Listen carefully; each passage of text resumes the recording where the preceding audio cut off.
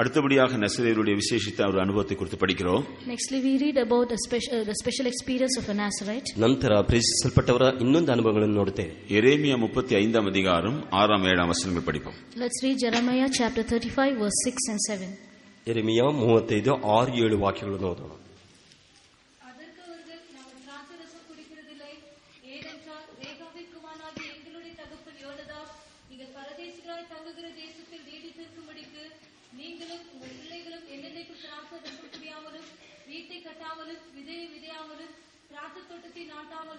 அதை கையாளாமலும் உங்களுடைய எல்லா நாட்களிலும் கூடாரங்களிலே குடியிருப்பீர்களாக என்று எங்களுக்கு கட்டளையிட்டார். ಅದಕ್ಕೆ ಅವರು ನಾವು ದ್ರಾಕ್ಷಾರಸವನ್ನು ಕುಡಿಯುವುದೇ ಇಲ್ಲ, ನಮ್ಮ ಪಿತೃವಾದ ರೇಖಾಬನ ಮಗನಾದ ಯೋನಾದಾಬನು ನಮಗೆ ನೀವಾಗಲಿ ನಿಮ್ಮ ಸಂತಾನದವರಾಗಲಿ ಯುಗ ಯುಗಾಂತರಕ್ಕೂ ದ್ರಾಕ್ಷಾರಸ ಕುಡಿಯಬಾರದು, ಮನೆ ಕಟ್ಟಬಾರದು, ಬೀಜ ಬಿತ್ತಬಾರದು, ತೋಟ ಮಾಡಬಾರದು, ಅನುಭವಿಸಲು ಬಾರದು, ನಿಮ್ಮ ಜೀವಮಾನವೆಲ್ಲ ಗುಡಾರಗಳಲ್ಲಿ ವಾಸಿಸಬೇಕು, ಇದರಿಂದ ನೀವು ತಂಗುವ ದೇಶದಲ್ಲಿ ನಿಮಗೆ ದೀರ್ಘಾಯುಷ್ಯವಾಗುವುದು ಎಂದು ಅಪ್ಪಣೆ ಕೊಟ್ಟಿದ್ದಾನೆ. ரேகாபியரை குறித்து நாம் இங்கே படிக்கிறோம். Here we read about the Rechabites. ರೇವಾಹನ ಕುರಿತು ನಾವು ಇಲ್ಲಿ ಓದ್ತೇವೆ. இவர்களும் கூட ஜீவியகால் முழுதும் நசரேயர்களாய் ஜீவித்தவர்கள். These also are the ones who lived as a Nazarite all throughout their life. ಇವರು ಕೂಡ ಜೀವಕಾಲದಲ್ಲಿ ಪ್ರತಿಷ್ಠಿಸಲ್ಪಟ್ಟವರಾಗಿದ್ದನ್ನು அப்படி ನೋಡುತ್ತೇವೆ. ஜீவிக்கும்படி அவருடைய தகப்பன் அவர்களுக்கு கட்டளையிட்டார் என்று அவர்கள் சொல்கிறார்கள். They say that their father had commanded them to live so. ಅವರು ಆ ರೀತಿ ಜೀವಿಸಬೇಕೆಂಬುದಾಗಿ ತಮ್ಮ ಪಿತೃಗಳು ಆಜ್ಞಾಪಿಸಿದ್ದಾರೆ ಎಂಬುದಾಗಿ ಹೇಳಿದರು. ஆகையினால திராட்சரசம், திராட்சை தோட்டம், திராட்சரசம் இப்படிப்பட்ட எந்த காரியத்தோடும் அவர்களுக்கு சம்பந்தம் இல்லை. Therefore they do not have any contact or relationship with the vineyards or any. ಆದ್ದರಿಂದ ಇವರು ದ್ರಾಕ್ಷ ತೋಟವಾಗಲಿ ದ್ರಾಕ್ಷ ರಸವಾಗಲಿ ಯಾವ ಸಂಬಂಧವಾದದ್ದು ಇಲ್ಲ. அவர்கள் திராட்சை தோட்டத்தை நாட்டுவதும் இல்லை, திராட்சை ரசத்தை குடிப்பதும் இல்லை. They did not plant the vineyards or either drink wine. ಅವರು ದ್ರಾಕ್ಷ ತೋಟವನ್ನು ನೆಡುವುದಿಲ್ಲ, ಅವರು ದ್ರಾಕ್ಷ ರಸವನ್ನು ಕುಡಿಯುವುದಿಲ್ಲ. அவர்கள் வீடுகளையும் கட்டுவதில்லை. They will not also build houses. ಅವರು ಮನೆಗಳನ್ನು ಕಟ್ಟುವುದಿಲ್ಲ. அவர்கள் தங்களுடைய ஜீவிய நாட்களெல்லாம் கூடாரங்களில் குடியிருக்கிறார்கள். They dwell in tents all their lives. ಅವರು ಜೀವಮಾನವೆಲ್ಲ ಗುಡಾರದಲ್ಲಿ ವಾಸಿಸಬೇಕು. நசரேயருடைய மற்றொரு விசேஷம் இதுதான். This is another experience of a Nazarite. ಪ್ರತಿಷ್ಠಿಸಲ್ಪಟ್ಟವರ ಇನ್ನೊಂದು ಅನುಭವವೇನು? அவர்கள் ஜீவிய நாட்களெல்லாம் கூடாரத்தில் குடியிருக்கிறார்கள். So all their days they dwell in tents. ಅವರು ಜೀವಮಾನವೆಲ್ಲ ಗುಡಾರದಲ್ಲಿ ವಾಸಿಸುತ್ತಾರೆ. நம்ம இங்க பல காரியங்களை பார்க்கிறோம். நீங்கள் எல்லாவற்றும் வீட்டில் நிதானித்துக் முக்கியமான சில விஷயங்களை மாத்திரம் நான் சொல்கிறேன். Here we see many things, but here let's meditate only the important thing. ಅನೇಕ ಕಾರ್ಯಗಳನ್ನು ನಾವು ಧ್ಯಾನಿಸಬಾರದು, ಮುಖ್ಯವಾದ ಕಾರ್ಯಗಳನ್ನು ನಾನು ಹೇಳ್ತೇನೆ. திராட்சரசம் மற்ற காரியங்களை பற்றி பின்பு நாம் கவனிக்க போகிறோம். அதனால் இங்கே நான் அதை சொல்ல விரும்பவில்லை. Later on we would meditate about the wine, but here I am not going to mention about this. ದ್ರಾಕ್ಷರಸವನ್ನು ನಾವು ಹಿಂದೆ ಧ್ಯಾನಿಸಿದ್ದೇವೆ, ಈಗ ಹೇಳಲಿಲ್ಲ. நசரேயருடைய மற்றொரு முக்கிய விசேஷம் என்னவென்றால் அவர்கள் ஜீவனுள்ள நாட்டெல்லாம் கூடாரத்தில் குடியிருக்கிறவர்கள். Another special experience found in a Nazarite is all their lives they dwell in tents. ನಾಜರೇತಿನ ಅವರ ಅನುಭವ ಏನೆಂದರೆ ಅವರು ಗುಡಾರಗಳಲ್ಲಿ ವಾಸಿಸುತ್ತಾರೆ. வேதத்தில் கூடாரத்தில் குடியிருப்பதை பற்றி பல அர்த்தங்கள் சொல்லப்பட்டிருக்கு. In the word of God, dwelling in tents gives many meanings. ಸತ್ಯವೇದದಲ್ಲಿ ಗುಡಾರದಲ್ಲಿ ವಾಸಿಸುವ ಅನೇಕ ಅರ್ಥಗಳನ್ನು ಹೇಳಲ್ಪಟ್ಟಿದೆ. ஆனால் நம்முடைய தியானத்திற்காக ரெண்டு முக்கியமான விஷயங்களை நான் சொல்றேன். But for our meditation I say two things. ನಮ್ಮ ಧ್ಯಾನಕ್ಕಾಗಿ ಎರಡು ಮುಖ್ಯವಾದ ಕಾರ್ಯಗಳು. ஜீவியம் என்று சொல்றது முதலாவது தேவ விசுவாசத்தில் ஜீவிக்கிறதை காண்பிக்கிறது. When you say a tent life, it shows a faith life. ಗುಡಾರ ಜೀವಿತ ಅಂತ ಹೇಳುವುದು ಮೊದಲನೇದ ನಂಬಿಕೆ ಜೀವಿತ ಅಂತ ತೋರಿಸುತ್ತದೆ.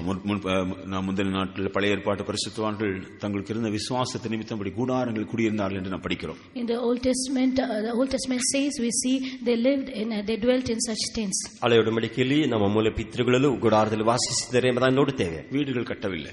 They do not build houses. ಮನೆಗಳನ್ನು ಕಟ್ಟಲಿಲ್ಲ. ಅದರ ಅರ್ಥ என்ன? What does this mean? ಅದರ ಅರ್ಥವೇನು? வீடுகளை கட்டி நாங்கள் இந்த உலகத்தில் பெர்மனண்டா இருக்க விரும்பவில்லை, நீர் எங்களுக்காக ஒரு இடத்தை வைத்து ஆயத்தப்படுத்துகிற அந்த இடத்துக்கு நாங்கள் வர வேண்டும் என்று சொல்லி அவர்கள் அதை வெளிப்படுத்துகிறார். So they show themselves saying that we do not live permanently in the houses which we build, but we prepare ourselves for the house which you build for us. ಮನೆಗಳನ್ನು ಕಟ್ಟಿ ನಾವು ಶಾಶ್ವತವಾಗಿ ಇರಬೇಕೆಂಬುದಾಗಿಲ್ಲ, ನೀನು ಸಿದ್ಧ ಮಾಡಿರುವ ಮನೆಗೆ ನಾವು ಬರಬೇಕೆಂಬುದಾಗಿ ಉದ್ದೇಶವುಳ್ಳವರಾಗಿದ್ದರು. ಎಬ್ರೆಯರ್ 11 அதிகாரம் 9 வசனத்தை படிக்கும் பொழுது, reading Hebrews chapter 11 verse 3, ಇಬ್ರಿದವರಿಗೆ 11 ವಾಕ್ಯ ಓದುವಾಗ,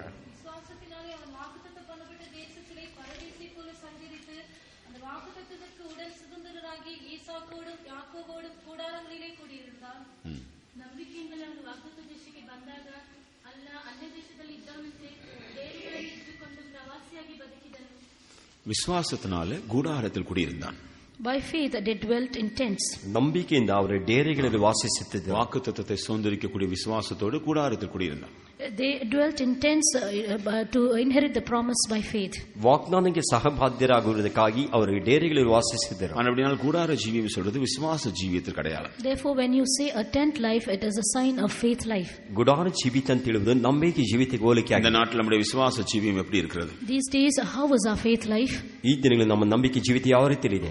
அநேகருடைய விசுவாசம் இந்த நாட்டில் அசைக்கப்படுகிறது. Many of their faiths have been shaken these days. ಅನೇಕರ ನಂಬಿಕೆ ಜೀವಿತವಾದ ಈ ದಿನಗಳಲ್ಲಿ விசுவாசத்தின் நாட்டில் மறுதலித்துக் கொண்டிருக்கிறார்கள். Many of them are denying the faith these ಆದರೆ days. ಕೆಲವರು ನಂಬಿಕೆ ಜೀವಿತ ತಪ್ಪಿಕೊಂಡಿದ್ದಾರೆ. கடைசி நாட்டில் அநேகர் விசுவாசத்தை விட்டு போய்விடுவார்கள் என்று வேதத்தில் நாம் படிக்கிறோம். In the scripture we read, in the last days many will depart away from faith. ಅನೇಕರು ಕಡೆಯ ದಿನಗಳಲ್ಲಿ ನಂಬಿಕೆಯನ್ನು ಬಿಟ್ಟು ಹೋಗಿ ಬಿಡುತ್ತಾರೆ ಅಂತ ஒரு ಹೇಳಿದ್ರು. உண்மையான நசரேயன் தன்னுடைய கடைசி வரைந்தும் தன்னுடைய விசுவாசத்தை பாதுகாக்கிறவன். But a true Nazarite will preserve his faith till the very end. ಅವನು ನಿಜವಾದ ಪ್ರತಿಷ್ಠಿಸಲ್ಪಟ್ಟವನು ಕಡೆಯವರೆಗೂ ನಂಬಿಕೆಯಲ್ಲಿ ನೆಲೆಗೊಂಡಿರ್ತಾನೆ. ஒரு உண்மையான நசரேயன் கடைசி வரை தன்னுடைய விசுவாச ஜீவியத்தில் நிலைத்திருக்கிறவன். A true Nazarite is one who would abide in his faith life till the end. ನಿಜವಾದ ಪ್ರತಿಷ್ಠಿಸಲ್ಪಟ್ಟವನು ಅವನ ನಂಬಿಕೆ ಜೀವನ ಕಡೆಯವರೆಗೂ ನೆಲೆಗೊಂಡಿರಬೇಕು. ரேகாபியர் அதை தான் வெளிப்படுத்துகிறார். The Rechabites manifest this. ಅದನ್ನೇ ಇಸಾಕನು ಪ್ರಕಟಿಸುತ್ತಾರೆ. ஜீவிய காலமெல்லாம் நாங்கள் கூடாரத்தில் தான் குடியிருப்போம். All throughout our life we are going to dwell in tents. ನಮ್ಮ ಜೀವಕಾಲವೆಲ್ಲ ನಾವು ಗುಡಾರದಲ್ಲಿ ವಾಸಿಸುವೆ. நாங்கள் வீடுகளை கட்ட மாட்டோம். We will not build houses. ನಾವು ಮನೆಗಳನ್ನು ಕಟ್ಟುವುದಿಲ್ಲ. நாம் எத்தனை பேர் இந்த நாட்டில் அப்படி நம்முடைய ஆவிக்குரிய ஜீவியத்தில் விசுவாச ஜீவியத்தை சரியா நான் கடைசி விழுந்து பாதுகாப்பேன் என்ற தீர்மானத்தோடு ஜீவிக்கிறோம். How many of us live with a determination saying that we would preserve our spiritual life, our faith life till the end? ನಾವು ಇಷ್ಟು ಜನ ನಮ್ಮ ನಂಬಿಕೆ ಜೀವಿತ ಕಡೆಯವರು ಕಾಪಾಡಿಕೊಳ್ಳುತ್ತೇವೆ ಎಂಬುದಾಗಿ ಜೀವಿಸುತ್ತೇವೆ. நம்முடைய விசுவாச ஜீவியத்தை பாதுகாக்கும் பொழுது நிச்சயமாக நமக்கு போராட்டங்கள் உண்டு. When we preserve our faith life, definitely we will have conflicts. ನಮ್ಮ ನಂಬಿಕೆ ಜೀವನ ಕಾಪಾಡಿಕೊಳ್ಳುವಾಗ ನಿಶ್ಚಯವಾದ ನಮಗೆ ಹೋರಾಟ ಉಂಟು. சரியாக நம்முடைய விசுவாச ஜீவியத்தை பாதுகாக்கும் பொழுதுதான் நமக்கு ஒரு பிரதிபலனை பெற்றுக்கொள்ள நாம் ஆயத்தப்பட முடியும். Only when we preserve our faith life, we will be prepared to receive a reward.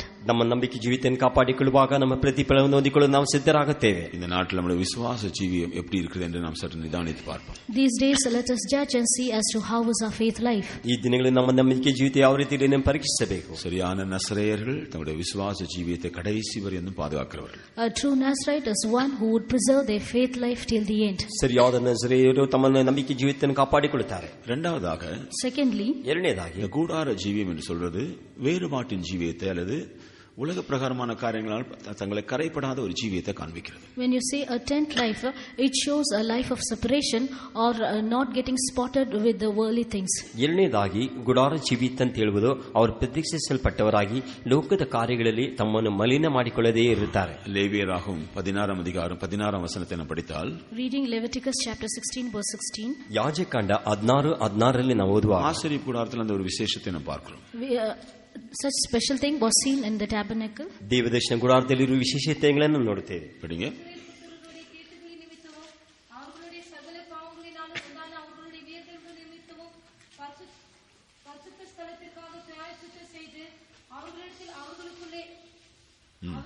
அவர்களுடைய தீட்டுகளுக்குள்ளே இருக்கிற ஆசரிப்பு கூடாரத்திற்காகவும் அப்படியே செய்யக்கடவன். ಹೀಗೆ ಇಸ್ರಾಯೇಲರು ನಾನಾ ವಿಧವಾದ ಅಪರಿಶುದ್ಧತ್ವ, ಅಪರಾಧ, ದ್ರೋಹ ಇವುಗಳಿಂದ ಮಹಾಪವಿತ್ರ ಸ್ಥಾನಕ್ಕೆ ಉಂಟು ಮಾಡಿದ ದೋಷವನ್ನು ಆರೋನನು ಪರಿಹರಿಸುವನು. ಅಶುದ್ಧರಾದ ಅವರ ನಡುವೆ ಇರುವುದು ದೇವದರ್ಶನದ ಗೂಢಕ್ಕೋಸ್ಕರವೂ ಹಾಗೆ ದೋಷ ಪರಿಹಾರ ಮಾಡುವನು. ஆசரிப்பு கூடாரம் எங்க இருக்கு? Where was this tabernacle? ದೇವದರ್ಶನ ಗುಡಾರವು ಎಲ್ಲಿದೆ? இஸ்ரவேலரின் தீட்டுகளுக்கு நடுவே இருக்கிறது. It was in the midst of the uncleanness of the children of Israel. Israel ಜನರ ಅಪವಿತ್ರದೊಳಗೆ ಕಾಣಲ್ಪಡುತ್ತದೆ. கூடாரத்தை சுற்றிலும் தீட்டு தான். All around the tabernacle there was uncleanness. ಗುಡಾರದ ಸುತ್ತಲೂ ಅಶುದ್ಧವೇ. ஆனா கூடாரத்துக்குள் வந்தா பரிசுத்தம், தேவ மகிமை, தேவ சமூகம் எல்லாவற்றையும் பார்க்கலாம். But when you come into the tabernacle, you can see holiness, the glory of God in all things. ಆದರೆ ದೇವರ ಆಲಯದೊಳಗೆ ಬರುವುದಾದ್ರೆ ದೇವರ ಮಹಿಮೆ, ಪರಿಶುದ್ಧ ಎಲ್ಲವನ್ನೂ ನೋಡಬಹುದು. கூடாரத்துக்குள்ள எந்த தீட்டையும் பார்க்க முடியாது. You cannot see any defilement or uncleanness in the tabernacle. ಗುಡಾರದಲ್ಲಿ ಯಾವ ದೋಷವನ್ನು ನಾವು ನೋಡುವುದಿಲ್ಲ. ஆனா அது தீட்டுகள் நடுவில் தான் நிற்கிறது. அந்த கூடாரத்துக்குள்ள எந்த தீட்டும் இல்லை. But it stands around in the midst of uncleanness, but inside it there is no defilement. ಆದರೆ ಅಶುದ್ಧದ ನಡುವೆ ನಿಂತಿರುತ್ತದೆ, ಆದರೆ ಗುಡಾರದಲ್ಲಿ ಯಾವ ಅಶುದ್ಧವು ಕಾಣಲ್ಪಡುವುದಿಲ್ಲ. அதனாலதான் கூடார ஜீவியம் என்றது வேறுபாட்டின் ஜீவியத்தை காண்பிக்கிறது பார்க்க. Therefore we see tent life shows a life of separation. ಆದ್ದರಿಂದ ಗುಡಾರ ಜೀವಿತ ಪ್ರತ್ಯೇಕಿಸಿದ ಜೀವಿತವನ್ನು ಹೋಲಿಕೆ ಆಗಿದೆ. அல்லது உலக பிரகாரமான காரியங்களால் கரைபடாதபடி பாதுகாக்கிற ஒரு ஜீவியம். Or else a life not getting defiled with the worldly things.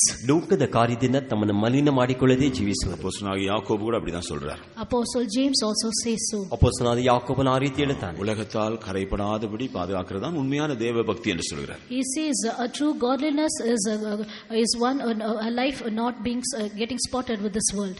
ಲೋಕದಿಂದ ಮಲಿನ ಮಾಡಿಕೊಳ್ಳದೇ ಇರುವುದು ನಿಜವಾದ ಭಕ್ತಿ ಎಂಬುದಾಗಿ ಹೇಳುತ್ತಾರೆ. ஆகையால கூடார ஜீவியம் சொல்றது ரெண்டு முக்கியமான காரியங்களை காண்பிக்கும். ஒன்று விசுவாச ஜீவியம், மற்றொன்று வேறுபாட்டின் ஜீவியம். Therefore, when you say a tent life, it shows two important things. One is a faith life, the other is a life of separation. ಗುಡಾರ ಜೀವಿತ ಎರಡು ಮುಖ್ಯವಾದ ಕಾರ್ಯ, ಒಂದು ನಂಬಿಕೆ ಜೀವಿತ, ಇನ್ನೊಂದು ಗುಡಾರ வேறுபாட்டின் ஜீவியம் நாம் கரைபடாதபடி நாம் நம்முடைய ஜீவியத்தை பரிசுத்தமாக பாதுகாப்பதற்காக. We do a separated life so that we may not get defiled with the things of this world. ಪ್ರತ್ಯೇಕ ಜೀವಿತವಾದದ್ದು ನಮ್ಮನ್ನು ಮಲಿನ ಮಾಡಿಕೊಳ್ಳದೆ ನಮ್ಮನ್ನು ಪ್ರತ್ಯೇಕಿಸಿ ಕಾಪಾಡಿಕೊಳ್ಳುವುದು. பரிசுத்தமாய் ஜீவிப்பதற்காக தான் இந்த வேறுபாட்டின் ஜீவியம். The life of separation is to lead a life of holiness. ಪರಿಶುದ್ಧವಾಗಿ ಜೀವಿಸುವುದಕ್ಕೆ ಈ ಪ್ರತ್ಯೇಕ ಜೀವಿತ. ரேகாபியர்கள் நசரேயர்கள் அவர்கள் ஜீவிய காலம் எல்லாம் கூடாரத்தில் இருந்தார்கள். The Rechabites were Nazarites all throughout their lives. They dwelt in tents. ರೇಹಾಬನವರು ಅವರು ನಜರೇಯರಾಗಿದ್ದರು, ಅವರು ಗುಡಾರದಲ್ಲಿ ವಾಸಿಸಿದರು. நாமும் உண்மையான நசரேயரா இருந்தா நம்முடைய ஜீவிய காலம் எல்லாம் கூடாரத்தில் இருக்கிற அனுபவத்தை பாதுகாக்க வேண்டும். If we too are Nazarite, we will preserve our life being in tent. ನಾವು ನಿಜವಾದ ನಾಸರೇಯರಾಗಿದ್ದರೆ ನಾವು ಗುಡಾರ ಜೀವಿತವನ್ನು ಕಾಪಾಡಿಕೊಳ್ಳುತ್ತೇವೆ. நம்முடைய ஜீவியத்தை நாம் இந்த விஷயத்துல நிதானித்து பார்க்க வேண்டும். In this matter, we have to judge our lives. ನಮ್ಮ ಜೀವಿತ ನಾವು ಪರೀಕ್ಷಿಸಿ ನೋಡಬೇಕು. நாம் இந்த கூடாரத்தில் காணப்படுற அனுபவத்தை நாம் இந்த நாட்டில் காத்துக்கொள்றோமா? These days have we preserved the tent life in us? ನಾವು ಗುಡಾರದಲ್ಲಿ ವಾಸಿಸುವ ಅನುಭವವನ್ನು ಕಾಪಾಡಿಕೊಳ್ಳುತ್ತೇವಾ? நம்முடைய ஜீவித்தை நாம் நிதானித்து பார்ப்போம். Let us judge our lives and see. ನಮ್ಮ ಜೀವಿತ ನಿಧಾನಿಸಿ ಪರೀಕ್ಷಿಸಿ ನೋಡೋಣ. இன்னொரு விஷயம் கூட இருக்கு, அதே நான் சொல்றேன். There's another special experience, I say that to you. ಇನ್ನೊಂದು ಅನುಭವ ಇದೆ, ಅದನ್ನು ಸಹ ಹೇಳುತ್ತೇನೆ. 61 சங்கீதம் 4 வசனத்தை படித்தால், Reading Psalms 61 verse 4.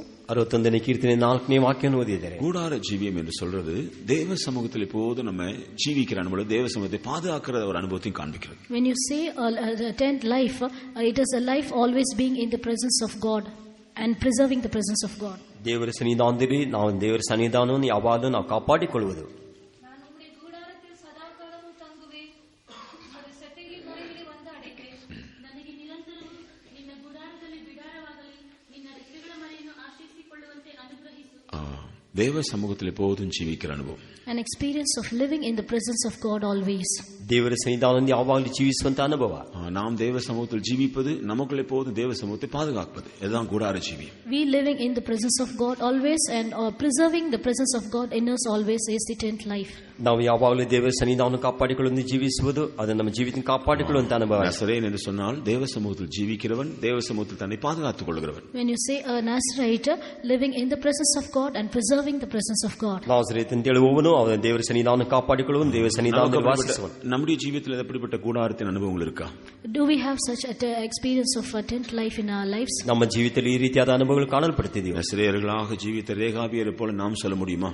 Can we say like the Rechabites who lived as a Nazarite? ನಾವು ಪ್ರತಿಷ್ಠಿಸಲ್ಪಟ್ಟವರಾಗಿ ರೇಖಾಪರನಾಗಿ ಹೇಳುವುದಕ್ಕೆ ಸಾಧ್ಯವೋ? நாங்கள் எப்போதும் எங்களுடைய ஜீவிய நாட்டிலெல்லாம் கூடாரத்தில் ஜீவிப்போம். All the days of our life we will dwell in tents. ನಾವು ಯಾವಾಗಲೂ ದೇವ ಗುಡಾರದಲ್ಲಿ ವಾಸಿಸುತ್ತೇವೆ. அதுதான் நசரேயருடைய மற்றொரு விசேஷம். That is another special experience of a Nazarite. ಅದೇ ಪ್ರತಿಷ್ಠಿಸಲ್ಪಟ್ಟವರ ಇನ್ನೊಂದು ಅನುಭವಗಳಾಗಿರುತ್ತದೆ. கர்த்தருக்கு ஸ்தோத்திரம். Praise be to God. ಕರ್ತನಿಗೆ ಸ್ತೋತ್ರ. நான்காவதாக யோவான் ஸ்நானகனை குறித்து நாம் படிக்கிறோம், அவனும் கூட ஒரு நசரேயன். Fourthly, we read about John the Baptist. He was also a Nazarite. ನಾಲ್ಕನೇದಾಗಿ ಸ್ನಾನಿಕನಾದ ಯೋಹಾನ ಕುರಿತು ನೋಡುತ್ತೇವೆ, ಅವನು ಪ್ರತಿಷ್ಠಿಸಲ್ಪಟ್ಟವನಾಗಿದ್ದನು. லூகாஸ் விசேஷம் 1 அதிகாரம் 15 வசனத்தை நாம் படிப்போம். Let's read Luke chapter 1 verse 15. ಲೂಕನ ಸುವಾರ್ತೆ 1ನೇ 15ನೇ ವಾಕ್ಯ. அவன் கர்த்தருக்கு முன்பாக பெரியவனாயிருப்பான், திராட்சரசமும் மதுவும் குடியான், தன் தாயின் வயிற்றில் இருக்கும்போதே பரிசுத்தாவினால் நிரப்பப்பட்டிருப்பான். ಅವನು ಕರ್ತನ ದೃಷ್ಟಿಯಲ್ಲಿ ಮಹಾಪುರುಷನಾಗಿರುವನು, ದ್ರಾಕ್ಷರಸವನ್ನಾಗಲಿ ಯಾವ ಮದ್ಯವನ್ನಾಗಲಿ ಕುಡಿಯುವವನಾಗಿರುವನು. ಅವನು ಹುಟ್ಟಿದಂದಿನಿಂದಲೂ ಪವಿತ್ರಾತ್ಮ ಭರಿತನಾಗಿರುವನು. யோவான் ஸ்நானகன் பிறப்பதற்கு முன்பாகவே அவனை பற்றி சொல்லப்பட்ட வசனம் இது. These are the words said about John the Baptist even before his birth. ಸ್ನಾನಿಕನಾದ ಯೋಹಾನ ಹುಟ್ಟಿಗೆ ಮುಂಚಿತವಾಗಿ ಅವನ ಕುರಿತು ಹೇಳಿದಂತ ವಾಕ್ಯವಾಗಿದೆ. அவன் திராட்சரசமும் மதுவும் குடியான். அது ஒரு நசரேயனுடைய ஒரு பிரதிஷ்டை. He did not drink neither wine nor strong drink, that is a Nazarite oath. ಅವನು ದ್ರಾಕ್ಷರಸವನ್ನು ಕುಡಿಯುವುದಿಲ್ಲ, ಮದುವನ್ನು ಯಾವುದು ಕುಡಿಯುವುದಿಲ್ಲ, ಇದು ಪ್ರತಿಷ್ಠೆ ಜೀವಿತ. யோவான் ஸ்நானகனும் ஒரு நசரேயனாக ஜீவித்தான். John the Baptist also lived as a Nazarite. ಸ್ನಾನಿಕನಾದ ಯೋಹಾನ ಕೂಡ ಪ್ರತಿಷ್ಠಿಸಲ್ಪಟ್ಟವನಾಗಿ ಜೀವಿಸಿದನು. நசரேயனாக இருந்த யோவான் ஸ்நானகனுடைய ஜீவியத்தில் காணப்பட்ட விசேஷங்களை நாம் பார்க்கும் பொழுது, when you see the special experiences found in John the Baptist who lived as a Nazarite, ಪ್ರತಿಷ್ಠಿಸಲ್ಪಟ್ಟಂತೆ ಸ್ನಾನಿಕನಾದ ಯೋಹಾನ ಜೀವಿತ ನೋಡುವಾಗ மார்க்கு சுவிசேஷம் 1 அதிகாரம் 6 வசனத்தில் நாம் படிக்கிறோம். Reading Mark chapter 1 verse 6. ಮಾರ್ಕನ ಸುವಾರ್ತೆ 1ನೇ ಅಧ್ಯಾಯ 6ನೇ ವಾಕ್ಯದಲ್ಲಿ ಓದ್ತೇವೆ.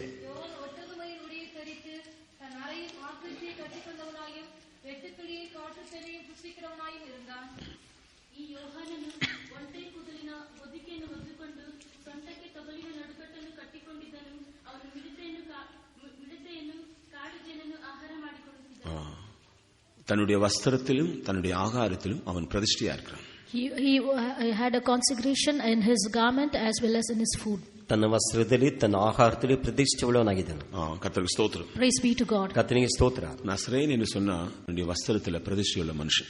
When you say a Nazarite, he has a consecration in his garment. ಪ್ರತಿಷ್ಠಿಸಲ್ಪಟ್ಟವನು ಅಂತ ಹೇಳಿದ್ರೆ ತನ್ನ ವಸ್ತ್ರದಲ್ಲಿ ಪ್ರತಿಷ್ಠಿಸಲ್ಪಟ್ಟವನು. உலகத்தார போல அவனுக்கு அலங்கரிக்க முடியாது. He cannot adorn himself like the worldly people. ಲೋಕದವರಾಗಿ ತನ್ನನ್ನು ಅಲಂಕರಿಸಿಕೊಳ್ಳುವುದಿಲ್ಲ. யோவான் ஸ்நானக நாட்டில் வேற யாரும் இந்த ஒட்டக முடியினால் உண்டான உடையை யாரும் போட்டிருக்க மாட்டார்கள். During the days of John the Baptist, no one was clothed with camel's hair. ಸ್ಥಾನಿಕನಾದ ಯೋಹಾನನಾಗಿ ಒಂಟಿಯ ಕೂದಲುಗಳನ್ನು ಹೊದಿಕೆಯನ್ನು ಬೇರೆ ಯಾರು ಹಾಕಿರುವುದಿಲ್ಲ. ஒரு பக்கத்தில் மற்றவர்களுக்கு முன்பாக அது அவனுக்கு ஒரு நிந்தையாக இருக்கு, ஆனால் அது அவனுடைய பிரதிஷ்டை. On one side, perhaps it may have been a reproach among the people, but that was a consecration to him. ಒಂದು ಭಾಗದಲ್ಲಿ ಅದು ಬೇರೆಯವರ ಮುಂದೆ ನಿಂದೆಯಾಗಿದ್ದರೂ ಅದು ಪ್ರತಿಷ್ಠೆಯಾಗಿ ಕಾಣಲ್ಪಟ್ಟಿತು. கர்த்தருக்கு ஸ்தோத்திரம். Praise be to God. ಕರ್ತನಿಗೆ ಸ್ತೋತ್ರ. தன்னுடைய வஸ்திரத்தில் அவன் பிரதிஷ்டையுள்ளவனா இருக்கிறான். In his clothing he was consecrated. ತನ್ನ ವಸ್ತ್ರದಲ್ಲಿ ಪ್ರತಿಷ್ಠೆಯುಳ್ಳವನಾಗಿದ್ದನು. பெந்தேகோஸ்தேக்காரராகிய நம்ம கர்த்தர் நசரேயராக எழுப்பி இருக்கிறார். நம்ம எத்தனை பேர் வஸ்திர விஷயத்தில் பிரதிஷ்டையுள்ளவர்களா இருக்கிறோம்? We the Pentecostalists, வஸ்திரம் வேஷம் எப்படி இருக்கிறது? we the Pentecostalists, the Lord whom the Lord has raised up as Nazarite, how many of us are consecrated in our garments? Consecrated in our garments. ಪೆಂತೆಕೋಸ್ತನವರಾಗಿ ನಾವಿದ್ದೇವೆ, ಆದರೆ ನಮ್ಮಲ್ಲಿ ನಮ್ಮ ವಸ್ತ್ರಗಳಲ್ಲಿ ನಮ್ಮ ವೇಷದಲ್ಲಿ ಯಾವ ರೀತಿ ಕಾಣಲ್ಪಡುತ್ತೇವೆ? கர்த்தர் தன்னை ஒரு நசரேயனாக வைத்திருக்கின்ற வெளிப்படுத்தல் இல்லாத எந்த ஒரு தேவனுடைய பிள்ளைக்கும் தன்னுடைய வஸ்திரத்தை பற்றி வெளிப்படுத்தல் இருக்காது. Any child of God who do not have a revelation that the Lord has raised him up as a Nazarite will not have a revelation about his clothing. ಪ್ರತಿಷ್ಠೆ ಮಾಡಲ್ಪಟ್ಟವನು ತನ್ನ ವಸ್ತ್ರವನ್ನು ಕುರಿತ ಪ್ರಕಟಣೆ ಇರುವನು, ಅವನ ವಸ್ತ್ರದಲ್ಲಿ ಆತನ ಕ್ರಮವನ್ನಾಗಿರುತ್ತಾನೆ. உலகத்தில் போகும்போது உலகத்தார போல வேஷம், தேவ சமூகத்தில் வரும்போது தேவ பக்தி உள்ள வேஷம். When they go into the world, they adorn with fashions of the world. When they come to the presence of God, they adorn with the fashions accordingly. ಲೋಕದಲ್ಲಿ ಹೋಗುವಾಗ ಲೋಕದವರ ವೇಷವು, ದೇವ ಸನ್ನಿಧಾನ ಬರುವಾಗ ದೇವ ಸನ್ನಿಧಾನಕ್ಕೆ ಅನುಸಾರದ ವೇಷವು.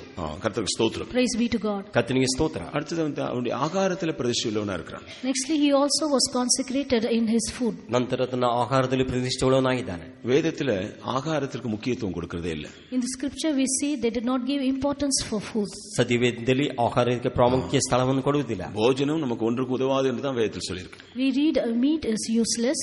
ಭೋಜನ ಯಾವುದಕ್ಕೆ ಉಪಯೋಗಬಾರದು ಎಂಬುದಾಗಿ ಹೇಳಲ್ಪಟ್ಟಿದೆ. ஆனால் ஆகாரத்தில் பிரதிஷ்டை உள்ளவனுக்கு சொல்றது தனக்குள்ள இருந்ததான ஒரு சரியான ஒரு டெடிகேட்டட் லைஃப், ஒரு ஜட்ஜ்மென்ட் இருந்ததை காண்பிக்கும். But when you say he was consecrated in his food, shows a dedicated life in himself. ಆತನ ತನ್ನಲ್ಲಿ ಇದ್ದಂತ ಪ್ರತಿಷ್ಠೆ ಜೀವಿತನೋ ಆತನ ತೀರ್ಮಾನಗಳನ್ನು ಕುರಿತು ದೃಢತೆಯನ್ನು ತೋರಿಸ್ತಾನೆ. எந்த காரியங்களை செய்ய வேண்டும் செய்யக்கூடாதுங்கிற பற்றிய ஒரு நிதானம், ஒரு ஜட்ஜ்மென்ட் நமக்கு இருக்க வேண்டும். அதுதான் அதை காண்பிக்கிறது. It shows that we should have a judgment to do things which we ought to do and to not to do the things which we ought not to do. ಯಾವುದನ್ನು ಮಾಡಬೇಕು ಯಾವುದನ್ನು ಮಾಡಬಾರದು ಎಂಬ ನಿಧಾನವು ಆ ನ್ಯಾಯವು ಆತನಲ್ಲಿ ಕಾಣಪಟ್ಟಿತು. ஒரு பேலன்ஸ்ட் லைஃப் செய்யறதுதான் அது காண்பிக்கிறது. It shows doing a balanced life. ಒಂದು ತೂಕದ ಜೀವಿತವೇ ಆತನಲ್ಲಿ ಕಾಣಪಟ್ಟಿತು. ஒரு நசரேயன் என்று சொன்னா அவன் எல்லா விஷயத்திலும் கிரீடியா இருக்க கூடாது, ஒரு நிதானம் அவனுக்கு எல்லா விஷயத்திலும் இருக்க வேண்டும்.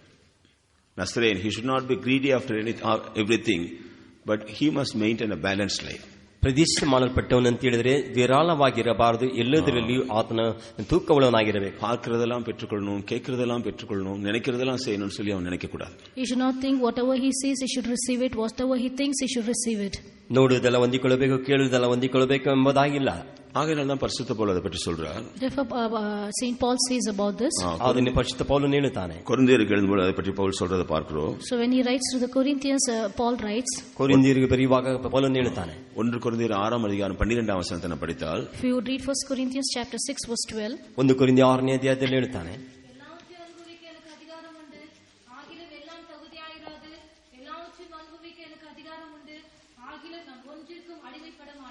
ಎಲ್ಲಾ ಕಾರ್ಯಗಳನ್ನು ಮಾಡುವುದಕ್ಕೆ ನನಗೆ ಸ್ವಾತಂತ್ರ್ಯವೇನೋ ಉಂಟು, ಆದರೆ ಎಲ್ಲವೂ ವಿಹಿತವಾಗಿರುವುದಿಲ್ಲ. ಎಲ್ಲಾ ಕಾರ್ಯಗಳನ್ನು ಮಾಡುವುದಕ್ಕೆ ಸ್ವಾತಂತ್ರ್ಯ ಉಂಟು, ಆದರೆ ನನಗೆ ಯಾವುದಕ್ಕೂ ಒಳಗಾಗುವುದಿಲ್ಲ. 1 கொரிந்தியர் 10 அதிகாரம் 23 வசனத்தை படிக்கும்போது இன்னொரு விஷயத்தை பார்க்கலாம். In 1 Corinthians chapter 10 verse 23 we read about another thing there. 1 ಕೊರಿಂಥಿಯ 6:23ರಲ್ಲಿ ಇನ್ನೊಂದು ಕಾರ್ಯ ನೋಡ್ತೇವೆ. ஆகிலும் எல்லாம் தகுதியாயிராது, எல்லாவற்றையும் அனுபவிக்க எனக்கு அதிகாரம் உண்டு, ஆகிலும் எல்லா பக்தி விருத்தி ಉಂಟಾಕಾದು. ಎಲ್ಲಾ ಕಾರ್ಯಗಳನ್ನು ಮಾಡುವುದಕ್ಕೆ ಸ್ವಾತಂತ್ರ್ಯ ಉಂಟು, ಆದರೆ ಎಲ್ಲವೂ ವಿಹಿತವಾಗಿರುವುದಿಲ್ಲ. ಎಲ್ಲಾ ಕಾರ್ಯಗಳನ್ನು ಮಾಡುವುದಕ್ಕೆ ಸ್ವಾತಂತ್ರ್ಯ ಉಂಟು, ಆದರೆ ಎಲ್ಲವೂ ಭಕ್ತಿಯನ್ನು ಬೆಳೆಸುವುದಿಲ್ಲ. பவுல் சொல்றார் எல்லாவற்றையும் அனுபவம் எனக்கு அதிகாரம் இருக்கு. நம்ம எல்லாரும் கூட அதிகாரம் இருக்கு. Paul says all things are lawful for me.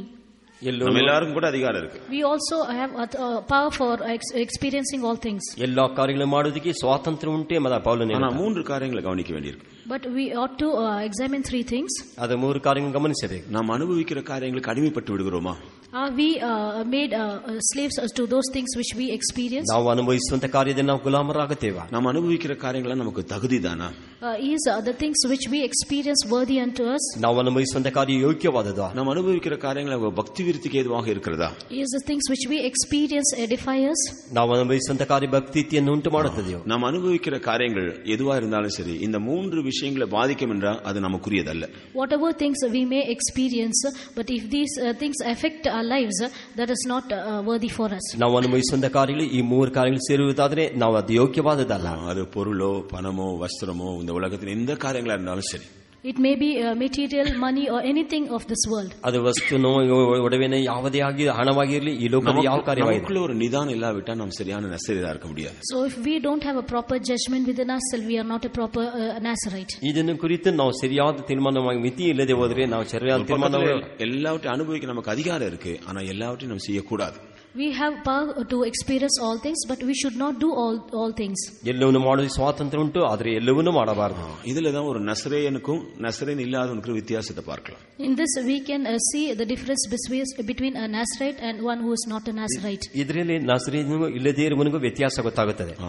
யோவான் குறித்து இன்னொரு அனுபவத்தை நாம் படிக்கிறோம். We can read about another experience found in John the Baptist. ಸ್ನಾನಿಕನಾದ ಯೋಹಾನನ ಕುರಿತು ಇನ್ನೊಂದು ಕಾರ್ಯಗಳನ್ನು ನಾವು ನೋಡ್ತೇವೆ. மார்க்கு சுவிசேஷம் 6ஆம் அதிகாரம் 20ஆம் வசனத்தை நாம் படித்தால் We reading Mark chapter 6 20 verse 20.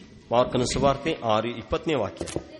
யோவான் நீதியும் பரிசுத்தமுள்ளவரென்று ஏரோது அறிந்து அவனுக்கு பயந்து போதும். ಹೆರೋದನು ಯೋಹಾನನನ್ನು ನೀತಿವಂತನೆಂದು ದೇವಭಕ್ತನೆಂದು ತಿಳಿದು ಅಂಜಿಕೊಂಡು ஏரோது யோவானை குறித்து அவனுக்கு இருந்த ஒரு அறிவை பார்க்கிறோம். Here we can see Herod had a knowledge about John. ಯೋಹಾನನಿಗೆ ಯೋಹಾನನ ಕುರಿತಾದ ತಿಳುವಳಿಕೆಯನ್ನು ಕುರಿತು ನೋಡ್ತೇವೆ. அவன் நீதிமான், அவன் ஒரு பரிசுத்தவான். He was a just man and an holy man. ಆತನೊಬ್ಬ ನೀತಿವಂತನು ದೇವಭಕ್ತಿಯುಳ್ಳವನು. யார் அப்படிப்பட்ட சாட்சி கொடுக்கிறது? ஒரு துன்மார்க்கன் கொடுக்கிறான். So who gives a testimony about this? It was a wicked man. ಯಾರು ಸಾಕ್ಷಿ ಕೊಡುವುದು? ಒಬ್ಬ ದುಷ್ಟ ಮನುಷ್ಯನು ಸಾಕ್ಷಿ ಕೊಡುತ್ತಾನೆ. ஏரோது ஒரு துன்மார்க்கன், ஆனால் யோவானை பற்றி அவன் அறிந்திருந்தபோது அவர் ஒரு நீதிமான் பரிசுத்தவான் என்று அறிந்திருக்கிறான். Herod, although he was a wicked man, but he knew that John, he was a just man and a holy man. ಏರೋದನೊಬ್ಬ ದುಷ್ಟ ಮನುಷ್ಯನು, ಸ್ನಾನಿಕನಾದ ಯೋಹಾನನ ಕುರಿತು ನೀತಿವಂತನು ದೇವಭಕ್ತಿಯುಳ್ಳವನು ಅಂತ ಹೇಳಿ. நசரேயனுடைய மற்றொரு விசேஷம். This is another special experience of a Nazarite. ಅದೇ ನಾಸರಿನ ಇನ್ನೊಂದು ಅನುಭವವಾಗಿರುತ್ತದೆ. நம்ம அறிந்தவர்கள் தேவபக்தி உள்ளவர்கள் மற்றவர்கள் அல்ல, துன்மார்க்கர் நம்ம பற்றி சாட்சி சொல்லணும், நாம் நீதிமான்கள், நாம் பரிசுத்தவான்கள் என்று. அதான் நசரேயனுடைய விசேஷம். People who know us are not the godly people, but the wicked people should know us that we are just and we are holy. ನಮ್ಮನ್ನು ಕುರಿತು ದೇವಭಕ್ತಿ ಉಳ್ಳವರು ಹೇಳುವುದಲ್ಲ, ದುಷ್ಟರು ನಮ್ಮ ನೋಡಿ ನೀತಿವಂತನು ದೇವಭಕ್ತಿ ಅಂತ ಹೇಳಬೇಕು. ஆனா நம்மில் சிலருக்கு நம்முடைய ஜனங்கள் மத்தியிலே சாட்சி இல்லை. But a few of us do not have a testimony among ourselves. ಆದರೆ ನಮ್ಮಲ್ಲಿ ಕೆಲವರು ಜನರಿಗೆ ನಮ್ಮ ಜನರ ಮಧ್ಯೆ ಸಾಕ್ಷಿ ಇಲ್ಲ. சில வேளையில சில ஆட்களை பற்றி சொன்ன உடனே அவருடைய எல்லா டிராபேக்ஸ் தான் ஞாபகம் வரும். Few of them, when you say about few people, immediately only their drawbacks come to their mind. ಒಬ್ಬರನ್ನು ಕುರಿತು ನಾವು ಹೇಳುವುದಾದರೆ ಅವರ ಇತಿಹಾಸವನ್ನು ಪೂರ್ತಿಯಾಗಿ ಹೇಳಿಬಿಡುತ್ತಾರೆ. அவங்க இப்படி செய்வாங்க, இப்படி பேசுவாங்க, இப்படி நடப்பாங்க, அதை செய்வாங்க, அதை இதுதான் நமக்கு ஞாபகம் வருது. So we just remember about their works, how they talk and how they walk. ಅವರು ಹೀಗೆ ಮಾಡುತ್ತಾರೆ, ಹೀಗೆ ಮಾತನಾಡುತ್ತಾರೆ, ಈ ತರ ಎಂಬುದಾಗಿ ಅವರನ್ನು ಕುರಿತು ಹೀಗೆ ತಿಳಿಯುತ್ತಾರೆ. நம்ம பற்றியும் அப்படிதான் மற்றவர்கள் நினைக்கிறாருங்கிறதை நம்ம எங்கேயாவது சிந்தித்து பார்த்திருக்கிறோமா? Have we ever found out whether others speak about us in this manner? ನಮ್ಮನ್ನು ಕುರಿತು ಈ ರೀತಿ ಯೋಚಿಸುತ್ತಾರೆ ಎಂಬುದಾಗಿ ಯಾವತ್ತಾರು ನಾವು ಯೋಚಿಸಿದ್ದೇವೆ? நாம் உண்மையான நசரேயர் என்றால் நீதிமான்களாக பரிசுத்தவான்களாக இருக்கும். நம்முடைய ஜீவிதத்தில் எந்த அநீதிக்கு இடம் கொடுக்க கூடாது. If we are a true Nazarite, we would be just and holy. There would be no room for injustice. ನಾವು ನಿಜವಾದ ನಾಜರೇತ್ ಆಗಿದ್ರೆ ನೀತಿವಂತರಾಗಿ ದೇವಭಕ್ತಿಯುಳ್ಳವರಾಗಿ ಅನೀತಿಗೆ ಸ್ಥಳ ಕೊಡಬಾರದು. பரிசுத்த அந்நியமான இந்த காரியங்களுக்கு நாம் இடம் கொடுக்க கூடாது. We should not give room for things which is contrary to holiness. ಪರಿಶುದ್ಧಕ್ಕೆ ಅನ್ಯವಾದ ಕಾರ್ಯಕ್ಕೆ ನಾವು ಯಾವತ್ತೂ ಸ್ಥಳ ಕೊಡಬಾರದು.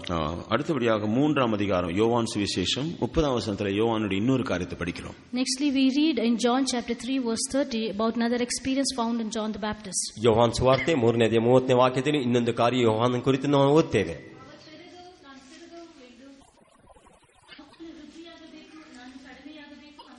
இயேசுவை பற்றி இயேசுவை பார்த்த பொழுது யோவான் சொன்ன ஒரு காரியம் இது. This is a thing which John the Baptist says when he saw Jesus. ಯೇಸು ನೋಡಿ ಯೋಹಾನ್ ಹೇಳಿದ ಮಾತಾಗಿದೆ. அவர் பெருக வேண்டும், நான் சிறுக வேண்டும். He must increase, but I must decrease. ಆತನು ವೃದ್ಧಿಯಾಗಬೇಕು, ನಾನು ಕಡಿಮೆ ಆಗಬೇಕು. மற்றவர்களை தன்னை பார்க்க மேன்மையானவர்களாக நினைப்பது. Thinking others better than himself. ಬೇರೆಯವರನ್ನು ತನಗಿಂತ ಶ್ರೇಷ್ಠರಾಗಿ ಎಣಿಸುವುದು. நம்ம எப்போதும் தாழ்த்தி நம்ம மறைத்துக் கொள்வது. Humbling ourselves and hiding ourselves. ನಾವು ನಮ್ಮನ್ನು ತಗ್ಗಿಸಿ ನಮ್ಮನ್ನು ಮರೆ ಮಾಡಿಕೊಳ್ಳುವುದು. இதுதான் நசரேயனுடைய மற்றொரு விசேஷித்த குணாதிசயம். This is another special quality of a Nazarite. ನಾಸರೇಯನ ಇನ್ನೊಂದು ವಿಶೇಷವಾದ ಕಾರ್ಯವಾಗಿರುತ್ತದೆ. நம்ம எல்லா சந்தர்ப்பங்களிலும் நம்ம காண்பிக்க பிரயாசப்படுறோமா அல்லது கர்த்தரை நம்முடைய ஜீவியத்தில் உயர்த்த பிரயாசப்படுறோமா? At all situations, do we try to show ourselves or do we try to exalt the Lord? ನಾವು ನಮ್ಮ ಜೀವಿತದಲ್ಲಿ ಆ ಸಂದರ್ಭದಲ್ಲಿ ನಮ್ಮನ್ನು ತೋರಿಸಲು ಇಷ್ಟಪಡ್ತೇವೆ, ಕರ್ತನ ಉನ್ನತಿಗೇರಿಸಲು ಇಷ್ಟಪಡ್ತೇವೆ. நம்ம எப்போதும் மனத்தாழ்மை உள்ளவர்களாக, நம்மை எப்போதும் வெறுமையாக்குறவர்களாக, தாழ்த்துகிறவர்களா இருக்கிறோமா அல்லது நம்மை உயர்த்துகிறவர்களா இருக்கிறோமா? Do we always humble ourselves and empty ourselves or do we exalt ourselves? ನಾವು ದೀನ ಮನಸ್ಸುಳ್ಳವರಾಗಿದ್ದೀವಿ, ನಮ್ಮನ್ನು ಬರೆದು ಮಾಡಿಕೊಳ್ಳುತ್ತೇವಾ ಅಥವಾ ನಮ್ಮನ್ನೇ ನಾವು ಹೆಚ್ಚಿಕೊಳ್ಳುತ್ತೇವಾ? நசரேயன் எப்போதும் தன்னை தாழ்த்துகிறவன், நசரேயன் மற்றவர்களை தன்னை பார்க்க மேன்மையானவனாக கருதுகிறவன். A Nazarite is one who always humbles himself and considers others better than himself. ನಸರೇಯನ್ ತಿಳುವವನು ತನ್ನನ್ನು ತಾನೇ ತಗ್ಗಿಸಿಕೊಳ್ಳುತ್ತಾನೆ, ಬೇರೆಯವರನ್ನು ಹೆಚ್ಚಳವಾಗಿ ಹೆಚ್ಚಿಸುತ್ತಾನೆ. யோவான் சுவிசேஷம் 5ஆம் அதிகாரம் 35ஆம் வசனத்தை படிக்கும் பொழுது, Reading John chapter 5 verse 35. ಯೋವಾನ್ ಸುವಾರ್ತೆ 5ನೇ ಅಧ್ಯಾಯ 35ನೇ ವಾಕ್ಯನ ಓದುವಾಗ யோவானை பற்றி இன்னொரு சாட்சியை படிக்கிறோம். We read about another testimony of John. ಯೋಹಾನ್ ಕುರಿತು ಇನ್ನೊಂದು ಕಾರ್ಯ ಹೇಳಲ್ಪಟ್ಟಿದೆ.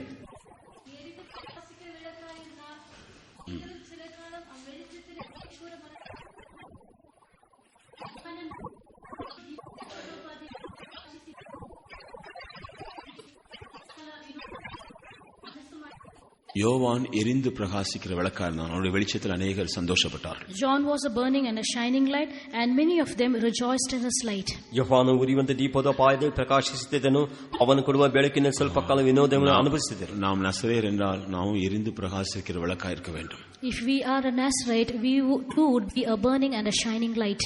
ನಾವು ನಾಸರೇಯರಾಗಿದ್ದರೆ ನಾವು ಉರಿಯುವ ದೀಪೋದೋಪಾದಿಯಲ್ಲಿ ಇರ್ತೇವೆ. நம்முடைய வெளிச்சம் என்று சொன்னால் அர்த்தம் என்ன? When you say a light, what does it mean? ನಮ್ಮ ಪ್ರಕಾಶ ಅಂತ ಹೇಳಿದ್ರೆ ಅರ್ಥವೇನು? இயேசு சொன்னார், உங்களுடைய நற்கிரியைகளை கண்டு பரலோகத்தில் இருக்கிற பிதாவை மகிமைப்படுத்தும்படி உங்களுடைய வெளிச்சம் எப்போது அவளுக்கு முன்பாக பிரகாசிக்க கடவுது.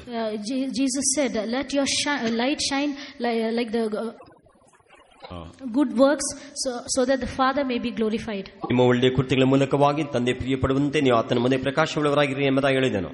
நம்முடைய நற்கிரியைகள் தான் நம்முடைய வெளிச்சம்.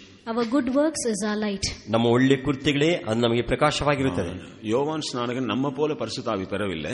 John the Baptist, he did not receive the Holy Spirit like us. ಸ್ನಾನಿಕನಾದ ಯೋಹಾನ್ ನಮಗೆ ಪರಿಶುದ್ಧಾತ್ಮನ ಅಭಿಷೇಕವನ್ನು ಹೊಂದಿಕೊಂಡಿಲ್ಲ. ஆனால் எரிந்து பிரகாசிக்கிற விளக்காயிருந்தான். But he was a shining and a burning light. ಆದರೆ ಉರಿದು ಪ್ರಕಾಶಿಸುವ ಬೆಳಕಾಗಿದ್ದನು. அபிஷேகம் பெற்றவர்கள் நாம் எரிந்து பிரகாசிக்கிற விளக்காயிருக்கிறோமா? We who have been anointed, are we a burning and a shining light? ಅಭಿಷೇಕ ಮಾಡಲ್ಪಟ್ಟ ಉರಿದು ದೀಪದ ಪಾದೆಯಲ್ಲಿ ಪ್ರಕಾಶಿಸುತ್ತೇವಾ? நசரேயன் என்று சொன்னால் எரிந்து பிரகாசிக்கிற விளக்காயிருக்க வேண்டியவன். When you say a Nazarite, he is one who ought to be a burning and a shining light. ನಸರೇಯ ಅಂತ ಹೇಳಿದ್ರೆ ಉರಿದು ದೀಪದ ಪಾದೆಯಲ್ಲಿ ಪ್ರಕಾಶಿಸುವರು.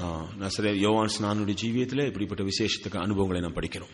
John the Baptist was a Nazarite. We see these special experiences. ಸ್ನಾನಿಕನಾದ ಯೋಹಾನನ ನಾಸರಿಯನ್ ಜೀವಿತದಲ್ಲಿ ಈ ರೀತಿಯಾದ ವಿಶೇಷವಾದ ಕಾರ್ಯಗಳನ್ನು ಕಾಣಬಹುದು. வஸ்திரங்கள், ஆகாரம், இப்படி தன்னுடைய எல்லா விஷயங்களிலும் அவனுக்கு ஒரு நிதானம் இருக்கு.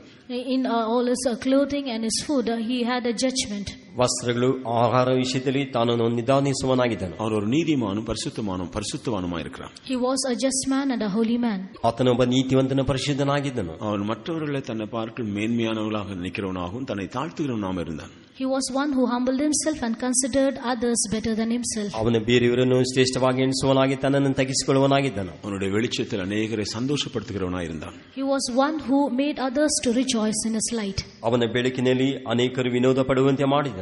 உண்மையான நசரேயர் என்றா கர்த்தர் நம்முடைய ஜீவியத்தில் அந்த ரேகாபியரை போல யோவான் ஸ்நானனுடைய ஜீவியத்தில் காணப்பட்ட அனுபவங்களை எதிர்பார்க்கிறார். If we are a true Nazarite, the Lord also expects the things found in the Rechabites and John the Baptist. ನಾವು ನಿಜವಾದ ನಜರೇಯರಾಗಿದ್ದರೆ ರೆಹೋಬನಾಗಿಯೂ ಸ್ನಾನಿಕನಾದ ಯೋಹಾನಾಗಿಯೂ ಕರ್ತನು ನಮ್ಮಲ್ಲಿ ಇದನ್ನು ನೋಡ್ತಾನೆ. நம்முடைய ஜீவியத்தில் இந்த யோவான் ஸ்நானம் என்கிற விசேஷித்த அனுபவங்கள் ரேகாபியோட ஜீவியத்தில் இந்த அனுபவங்கள் இருக்கிறதா என்று நம்ம ஆராய்ந்து பார்ப்போம். Let us find out as to whether we have the special experiences found in John the Baptist, the special experiences found in the Rechabites. ನಮ್ಮ ಜೀವಿತದಲ್ಲಿ ಸ್ನಾನಿಕನಾದ ಯೋಹಾನ ಅನುಭವಗಳು ರೆಹೋಬನ ಅನುಭವಗಳು ಕಾಣಲ್ಪಡುತ್ತೆ ಎಂಬುದನ್ನು ಪರೀಕ್ಷಿಸಬೇಕು. நசரேயர் என்று சொன்னால் கர்த்தர் நம்முடைய ஜீவியத்தில் அந்த அனுபவங்களை எதிர்பார்க்கிறார். When you say a Nazarite, the Lord expects these experiences from us. ನಸರೆ ಅಂತ ಹೇಳಿದ್ರೆ ಕರ್ತನು ನಮ್ಮ ಜೀವಿತದಲ್ಲಿ ಆ ಕಾರ್ಯಗಳನ್ನು ಎದುರು ನೋಡುತ್ತಾನೆ. சற்று நேரம் இந்த வசனங்களை நாம் தியானித்து நம்முடைய ஜீவியத்தை ஒன்று கூட ஆராய்ந்து பார்ப்போம். For sometimes let us meditate these words and search out our lives. ಸ್ವಲ್ಪ ಹೊತ್ತು ನಮ್ಮ ಜೀವಿತವನ್ನು ಈ ವಾಕ್ಯಕ್ಕೆ ಹೋಲಿಸಿ ನಮ್ಮ ಜೀವಿತ ಪರೀಕ್ಷಿಸಿ ನೋಡೋಣ. கர்த்தர் நம்மை நசரேயனாக எழும்ப பண்ணினதாக சொல்லுகிறார். ஆனால் இப்பொழுது நாம் நசரேயராக அவருடைய சமூகத்தில் இருக்கிறோமா? Lord says that he has raised us up as a Nazarite, but are we found as a Nazarite in his presence now? ಕರ್ತನು ನಮ್ಮನ್ನು ನಸರೇಯನಾಗಿ ಎಬ್ಬಿಸಿದ್ದಾನೆ ಎಂಬುದಾಗಿ ಹೇಳುತ್ತಾನೆ. ಆದರೆ ನಾವು ಆತನ ಸಂವಿಧಾನ ನಸರೇಯರಾಗಿದ್ದೇವಾ? அப்படி இல்லாவிட்டால் நம்முடைய ஜீவியங்களை புதுப்பிக்க நாம் இந்த நாட்டில் கடமைப்பட்டிருக்கிறோம். If not, we are indebted to renew our lives these days. ಅಲ್ಲದೆ ನಮ್ಮ ಜೀವಿತವು ಆತನ